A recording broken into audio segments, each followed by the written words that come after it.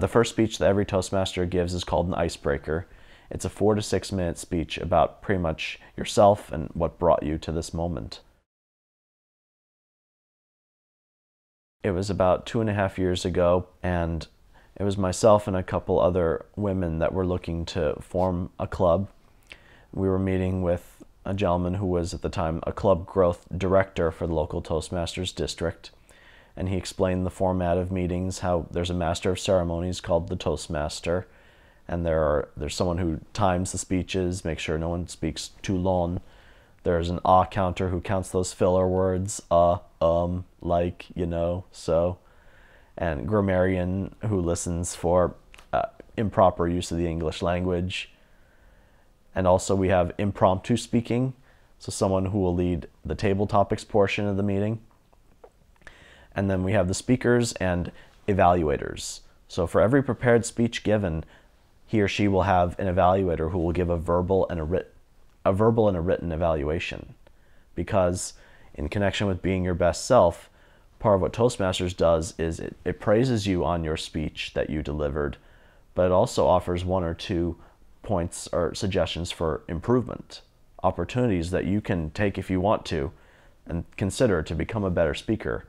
This goes back to my mantra, not only being yourself, you're still doing the speaking, but you're being your best self because you're hearing what others heard and noted, and then you start to think about that suggestion.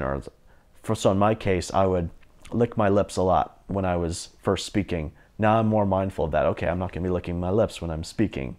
Or I might do a little bit of like this, like I'm staggering or almost like I'm drunk. So I'm going to be more mindful of where I stand in my footwork. Sometimes these things have to be brought to our attention, and I remember that during my first Toastmasters meeting, those opportunities for improvement. And I continue to get opportunities for improvement because there's no perfect speaker.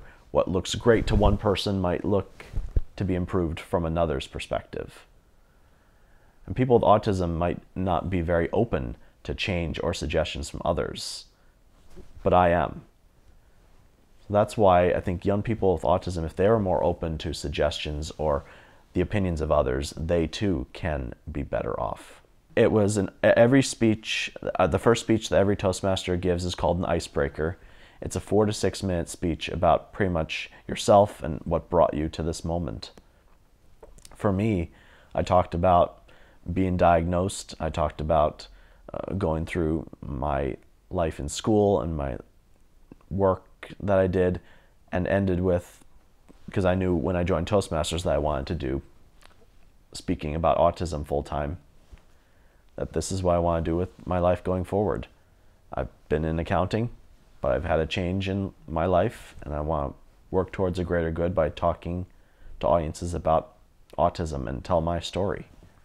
That was my first icebreaker speech.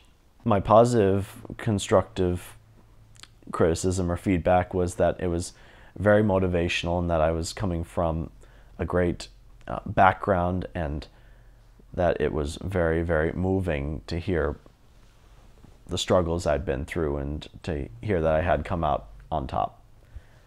The points of improvement where I could develop myself or take myself to the next level, if you will, is to really convey the emotion that I want to, and to not necessarily be up there to brag about myself, but think about the audience.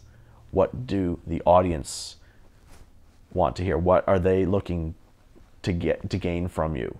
So less thinking about you and think about your audience more as you speak, as I speak up there. I'm much more comfortable especially in a Toastmasters environment and giving speeches in general, having had the practice and the experience, and also being around people that really want to see me develop and grow personally and professionally. Because when I first started, I was making those, like the licking of lips and the staggering, looking a little awkward and uncomfortable. But as I started to be around more speakers and I started to see them in action and got an idea as to how they conduct themselves, I take that information and pass it along to the speeches that I do. That's made me a lot more confident and competent as a speaker.